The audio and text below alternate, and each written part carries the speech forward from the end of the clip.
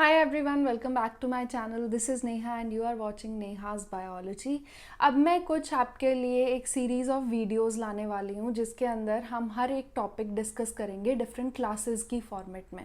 मतलब मेरे पास different classes के लिए डिफरेंट वीडियोस होंगी, तो हम एक टॉपिक एक सब्जेक्ट लेंगे, जैसे मॉलिक्यूलर बायोलॉजी जैसे आप सबने बताया था मुझे, तो वो हम शुरू करेंगे और उसको स्टार्टिंग यानी बेसिक से लेके एडवांस तक पढ़ेंगे साथ में मिलके। तो ये क्लासेस की फॉर्मेट में है, तो ये पेड क्लासेस नहीं है, आप यूट्यूब पे ज्वाइन कर सकते हो इन क्लासेस को, इन वीडियोस को देख सकते हो। तो सबसे पहली क्लास जो आज है वो structure and function of DNA से रिलेटेड है। अगर आपको ये टॉपिक बहुत ज़्यादा बेसिक लगे तो आप इसे फास्ट फॉरवर्ड करके देख सकते हो, 2x या 1.5x स्पीड इसकी करके देख सकते हो। दूसरी चीज़ जो मुझे यहाँ आप सबके साथ डिस्कस करनी थी वो ये कि हर एक टॉपिक से रिलेटेड मैं कोशिश करूँगी कि कुछ ना कुछ नोट्स आपको पीडीएफ की फॉर्मेट में डिस्क्रिप्शन बॉक्स में अटैच कर दूँ, या फिर उसके अलावा मैं आपको कुछ बुक्स हैं जिनकी पीडीएफ अटैच करके दे सकती हूँ, जिसमें आप अगर उस टॉपिक को और ज़्यादा डिटेल्ड पढ़ना चाहते हो तो वो पढ़ सकते हो। तो चलो शुरू करते हैं इस क्लास को जिसका नाम है structure and function of DNA. तो इस टॉपिक को पढ़ने के लिए सबसे पहली चीज़ हमें पता होनी चाहिए कि डीएनए है क्या। तो डीएनए क्या होता है? एक न्यूक्लिक एसिड होता है। न्यूक्लिक एसिड मतलब एसिडिक सब्सटेंस जो कि सेल के न्यूक्लियस के अंदर पाया जाता है, और इसके अंदर डीएनए और आरएनए आते हैं और इनके बिल्डिंग ब्लॉक्स होते हैं जिन्हें हम न्यूक्लियोटाइड्स बोलते हैं। अब ये जो भी न्यूक्लियोटाइड्स होते हैं ये शुगर, फॉस्फेट और नाइट्रोजनस बेस, तीन चीज़ों से मिलके बने होते हैं। और ये कुछ इस तरीके से दिखता है। तो आपके पास शुगर है, फॉस्फेट है, बेस है नाइट्रोजनस बेस जिसमें ग्वानीन, एडिनिन कुछ भी आ सकता है। यहाँ पे एग्जांपल ग्वानीन का दिया है, और इनसे मिलके एक न्यूक्लियोटाइड बन रहा है। तो सबसे पहली चीज़, नाइट्रोजनस बेस शुगर के साथ जुड़ता है और उससे न्यूक्लियोसाइड बनता है, और वो न्यूक्लियोसाइड फिर फॉस्फेट के साथ अटैच होके न्यूक्लियोटाइड बनाता है। अब ये तो बेसिक बिल्डिंग ब्लॉक्स हो गए डीएनए के। अब ये सारे मिलके, बहुत सारे न्यूक्लियोटाइड साथ में मिलके अटैच होके कुछ इस तरीके का डीएनए स्ट्रैंड बनाएंगे। अब यहाँ पे सिंगल स्ट्रैंड आपको गिवन है, but DNA double stranded form में एग्जिस्ट करता है, तो डबल हेलिकल स्ट्रक्चर उसका बनेगा आगे जाके। तो कैसा दिखेगा वो? तो कुछ इस तरीके का दिखेगा। आपके पास डबल स्ट्रैंडेड डीएनए होगा जिसके पास 2 स्ट्रैंड्स हैं, किनके? डिफरेंट न्यूक्लियोटाइड्स के जो साथ में जुड़े हुए हैं, और इनकी कुछ स्पेसिफिक डायरेक्शन होती है, जैसे 5 prime to 3 prime, and other strand would be opposite. तो उसका 5 प्राइम यहाँ शुरू होगा और 3 प्राइम यहाँ अटैच होगा। अब ये दोनों स्ट्रैंड्स आपस में जुड़े होते हैं, जो भी नाइट्रोजनस बेस होते हैं दोनों स्ट्रैंड्स के, वो आपस में एक बॉन्ड बना लेते हैं जिसे हम हाइड्रोजन बॉन्ड बोलते हैं। तो उसके मिलने से फिर ये सारा स्ट्रक्चर डबल स्ट्रैंडेड बनता है। अब ये डबल स्ट्रैंडेड स्ट्रक्चर ऐसा सीधा एग्जिस्ट नहीं करता, ये हेलिकली टर्न्ड होता है, और वो हेलिक्स कुछ इस तरीके का दिखता है। तो डीएनए डबल हेलिक्स कुछ इस तरीके का आपको दिखेगा। इसमें भी वही एंड्स हैं, वही बेसेस हैं, वही शुगर फॉस्फेट की बैकबोन है, और वो साथ में जुड़े हुए हैं विद हाइड्रोजन बॉन्ड्स, जो कि यहाँ 3 या 2 एग्जिस्ट करते हैं, depending on purine purine bind कर रहा है या प्यूरिन पैरामिडीन बाइंड कर रहा है। ठीक है, तो इस तरीके का स्ट्रक्चर आपको डीएनए का देखने को मिलता है, और उसके बिल्डिंग ब्लॉक से मैंने आपको बताया कि वो किस तरीके से बनेगा। अब जान लेते हैं नाइट्रोजनस बेसिस के बारे में थोड़ा सा डिटेल में, जितना आपके लिए रिक्वायर्ड होगा। तो पैरिमिडीन होता है आपके पास, प्यूरिन होता है। आप स्ट्रक्चर यहाँ देख सकते हो। पैरिमिडीन जो होता है वो 6 मेंबर्ड रिंग होती है, तो वो इस तरीके का दिखता है जिसमें 2 नाइट्रोजन यहाँ एग्जिस्ट कर रहे हैं। इसके अलावा प्यूरिन जो होता है वो होता है 9 मेंबर्ड रिंग, यहाँ 9 कार्बन एग्जिस्ट करते हैं, और इस तरीके का स्ट्रक्चर उसका देखने को मिलता है। मतलब 2 रिंग्स साथ में जुड़ी हुई होती हैं, इसे डबल रिंग्ड स्ट्रक्चर बोलते हैं। तो प्यूरिन के पास डबल रिंग्ड स्ट्रक्चर होता है। प्यूरिन के अंदर आते हैं ग्वानीन और एडिनिन, जो कुछ इस तरीके से दिखते हैं। आप थोड़ा बहुत उनका स्ट्रक्चर याद कर सकते हो, जैसे यहाँ पे ये चीज़ें हैं जिनका डिफरेंस मेन आपको देखने को मिल रहा है। तो ये ग्वानीन और एडिनिन के बीच में डिफरेंस है। पायरिमिडीन जो होते हैं उसमें साइटोसिन, यूरेसिल एंड थाइमीन आता है। थाइमीन मेनली डीएनए में एग्जिस्ट करता है, आरएनए में थाइमीन नहीं होता है, तो वहाँ पे यूरेसिल होता है।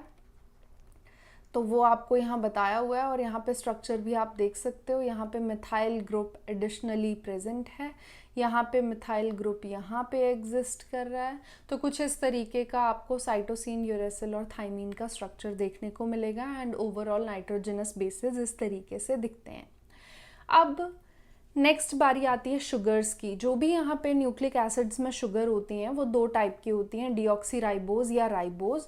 दोनों में जो फ़र्क होता है वो मेनली यहाँ पे होता है। तो आप देख सकते हो यहाँ पे OH एग्जिस्ट कर रहा है और यहाँ पे सिर्फ H एग्जिस्ट कर रहा है। तो सिर्फ इस चीज़ का डिफरेंस होता है दोनों शुगर्स में। डीऑक्सीराइबोज जैसे नाम से पता चल रहा है DNA में एग्जिस्ट करती है, राइबोज जो होती है it exists in RNA।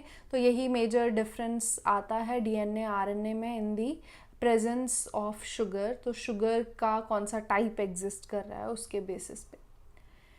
Next बारी आती है कॉम्प्लीमेंट्री बेस पेयरिंग की। तो जो भी DNA होता है उसके अंदर न्यूक्लियोटाइड्स होते हैं, जो भी आपके पास स्ट्रैंड्स होते हैं DNA के, वहाँ पे कॉम्प्लीमेंट्री बेस पेयरिंग एग्जिस्ट करती है।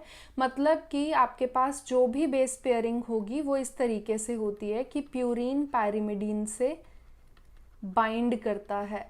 प्यूरीन पैरिमिडीन या पैरिमिडीन प्यूरीन की बाइंडिंग आपको देखने को मिलती है। कभी भी प्यूरीन प्यूरीन या पैरिमिडीन पैरिमिडीन एग्जिस्ट नहीं करता है नॉर्मली। म्यूटेंट्स के केस में या फिर कुछ आप DNA रिपेयर मैकेनिज्म्स जहाँ पे रिक्वायर्ड होते हैं, जहाँ पे भी DNA के अंदर कुछ डैमेज हो गया है, तो वहाँ पे आपको प्यूरीन प्यूरीन या पैरिमिडीन पैरिमिडीन डाइमर्स देखने को मिल सकते हैं, जिससे TT का सबसे कॉमन डाइमर जो है वो एग्जिस्ट करता है। बट नॉर्मली ये केस होता है कि प्यूरीन पैरिमिडीन से बाइंड करेगा और इस तरीके से वो स्ट्रक्चर एग्जिस्ट करता है।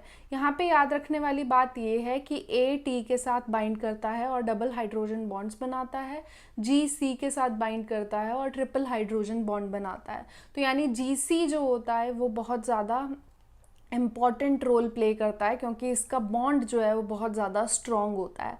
तो जब भी DNA के अंदर ज़्यादा GC कंटेंट होता है इसका मतलब कि उसे डीनेचर करना बहुत ज़्यादा मुश्किल हो जाएगा। इसीलिए आपने एक चीज़ नोट करी होगी, जब भी हम PCR करते हैं उसके लिए प्राइमर डिज़ाइनिंग करते हैं तो हमें GC कंटेंट का ध्यान रखना पड़ता है, क्योंकि GC का लेवल जो होगा जब ज़्यादा होगा तो डीनेचुरेशन बहुत ज़्यादा मुश्किल होगी। तो हमें उसका ध्यान रख के ही प्राइमर डिज़ाइन करने पड़ते हैं। तो वो आपको यहाँ बताया गया है। एंड कॉम्प्लीमेंट्री होता है तो ये कॉम्प्लीमेंट करते हैं एक दूसरे को। एंड शुगर फॉस्फेट की बैकबोन होती है जिसमें कि बेसिस जो हैं वो प्रोजेक्ट करते हैं टूवर्ड्स द इनसाइड। ठीक, अब नेक्स्ट चीज़ यहाँ जान लेते हैं। नेक्स्ट है DNA के डबल हेलिक्स स्ट्रक्चर के बारे में। तो कुछ इस तरीके से इसका स्ट्रक्चर दिखेगा, इसका मॉडल दिखेगा। इसमें माइनर एंड मेजर ग्रूव होती है। तो आप देख सकते हो यहाँ पे ज़्यादा स्पेस है, ये मेजर ग्रूव है, यहाँ पे कम स्पेस है, ये माइनर ग्रूव है। और जो भी हम DNA नॉर्मली एग्जिस्ट करता है जिसे हम पढ़ते हैं सबसे ज़्यादा, वो BDNA होता है। और BDNA ही था जो वॉटसन क्रिक ने भी अपने मॉडल में बताया था। ठीक है, तो उसके अंदर भी ऐसा ही स्ट्रक्चर, ये मेनली BDNA का ही है, तो ऐसा एग्जिस्ट करता है।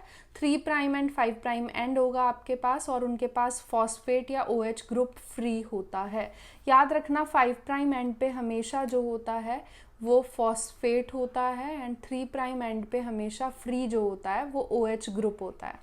ठीक है, तो ये एंड्स बहुत ज़्यादा ज़रूरी हैं क्योंकि यही होते हैं जो और ज़्यादा न्यूक्लियोटाइड्स के एडिशन में हेल्प कर सकते हैं। तो फ्री एंड होना बहुत ज़्यादा ज़रूरी होता है। अब यहाँ पे बॉन्डिंग की बात आती है तो आपको पता होना चाहिए कि जो भी DNA है उसके पास हाइड्रोजन बॉन्ड एग्जिस्ट करते हैं, जैसे कि यहाँ होते हैं बेसिस के बीच में, जो कि कॉम्प्लीमेंट्री बेस पेयरिंग के लिए रिस्पॉन्सिबल हैं।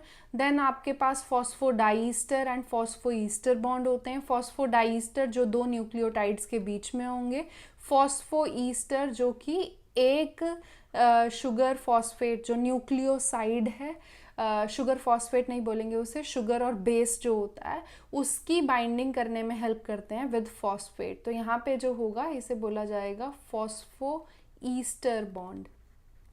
ठीक है, किसके बीच में है तो यहाँ मैं लिख भी देती हूँ कन्फ्यूजन को भगाने के लिए।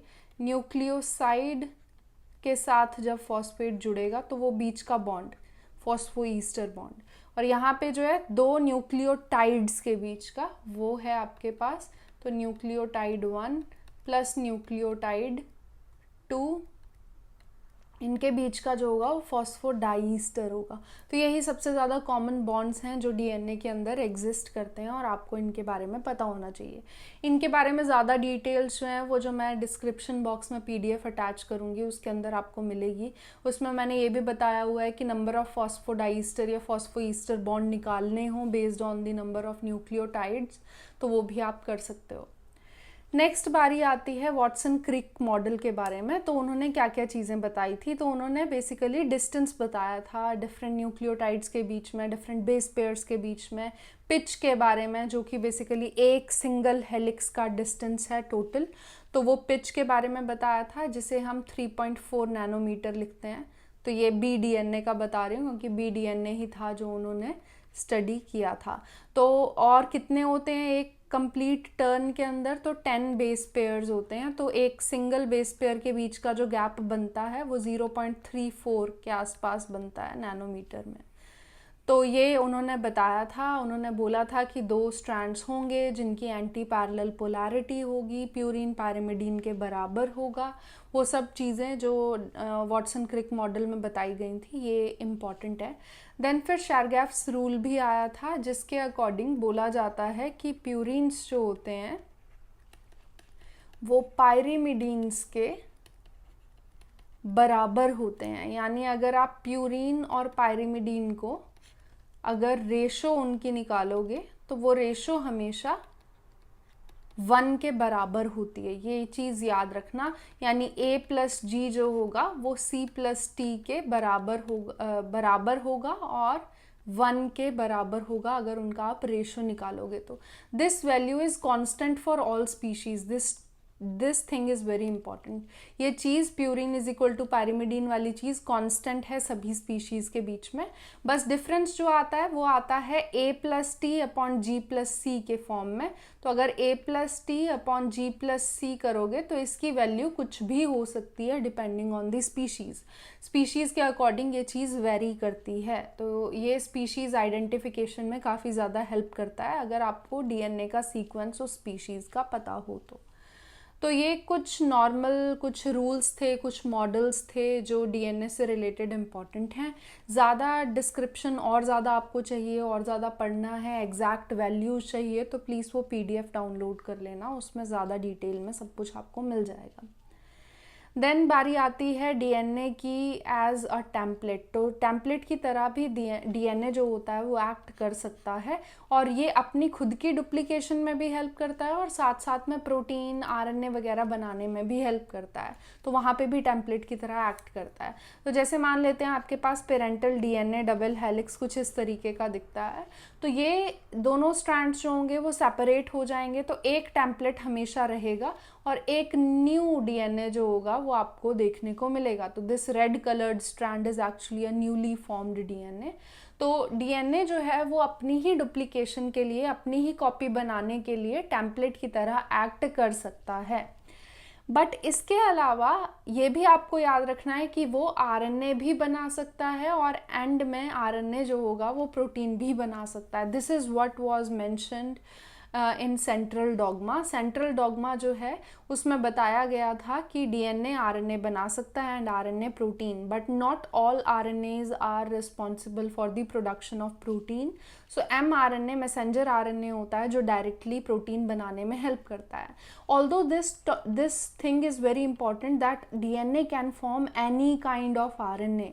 This can be mRNA, this can be rRNA और इवन tRNA। ये चीज़ ज़रूर याद रखना। ये मेरे को भी बहुत ज़्यादा कन्फ्यूजन था जब मैं 11th-12th में थी।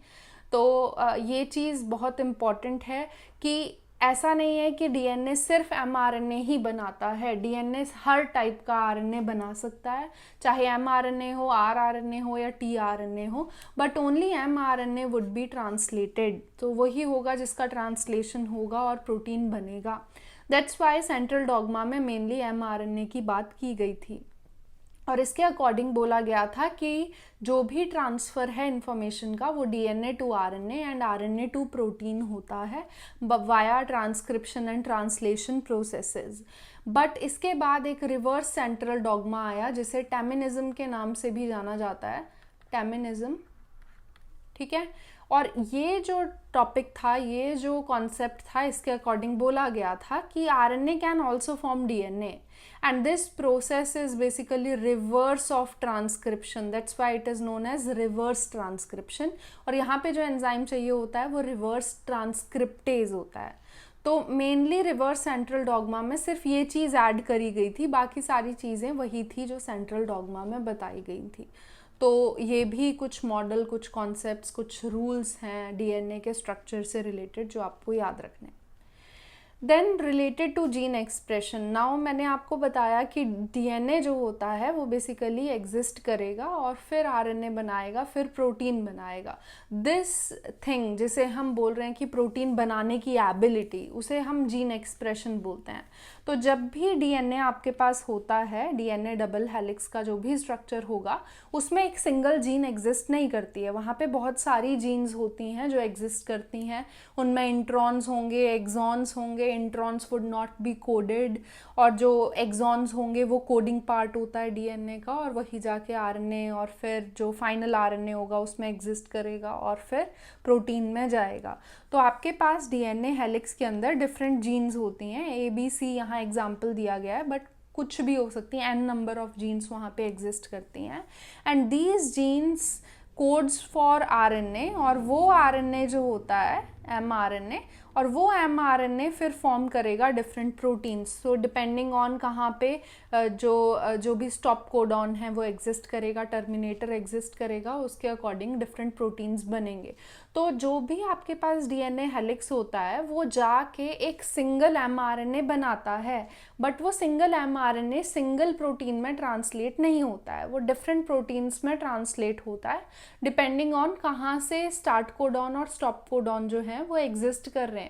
तो एक स्टार्ट कोडॉन मान लो यहाँ से शुरू है और स्टॉप कोडॉन यहाँ है, तो एक प्रोटीन ऐसे बन सकता है, but there can be a possibility कि उस स्टार्ट कोडॉन के बाद भी आगे जाके कहीं और स्टार्ट कोडॉन आ जाए, तो वहाँ से भी एक प्रोटीन बन सकता है। तो जो प्रोटीन यहाँ पे फॉर्म होते हैं वो एक टाइप के नहीं होते, बहुत सारे टाइप के प्रोटीन्स जो हैं वो यहाँ पे एग्जिस्ट करते हैं।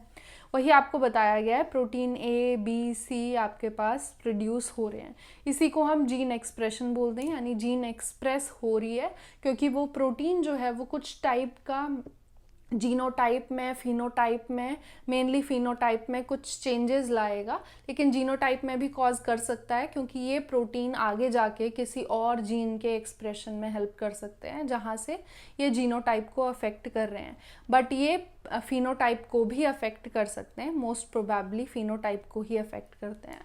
तो जीन एक्सप्रेशन बहुत ज़्यादा इम्पॉर्टेंट होता है किसी भी जीन को प्रोटीन प्रोड्यूस करने के लिए।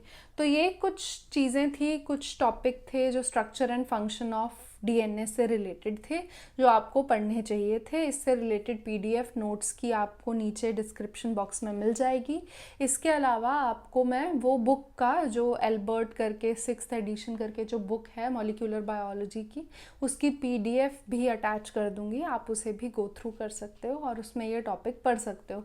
मैं पेज नंबर्स भी बता दूंगी कि मैंने कहाँ से कहाँ तक कौन कौन सी इमेजेस ली थी और क्या, मैंने मोस्टली उसी की इमेजेस ली हैं, तो आप वहाँ से पढ़ सकते हो। Structure and function of DNA complete हो गया है। नेक्स्ट क्लास में हम न्यू टॉपिक के साथ आएंगे, मोस्ट प्रोबेबली ट्रांसपोजोन्स के बारे में हम पढ़ेंगे, या फिर डीएनए रेप्लिकेशन, ट्रांसक्रिप्शन, ट्रांसलेशन से रिलेटेड पढ़ सकते हैं। तो प्लीज़ इस वीडियो को लाइक ज़रूर करना, और जिसे भी आप चाहते हो कि वो भी इन टॉपिक्स को पढ़े और नेक्स्ट एग्ज़ाम की प्रिपरेशन करे, उनके साथ भी ज़रूर इन वीडियोज़ को ज़रूर शेयर करना। तो मिलते हैं नेक्स्ट क्लास में, टिल देन बाय बाय।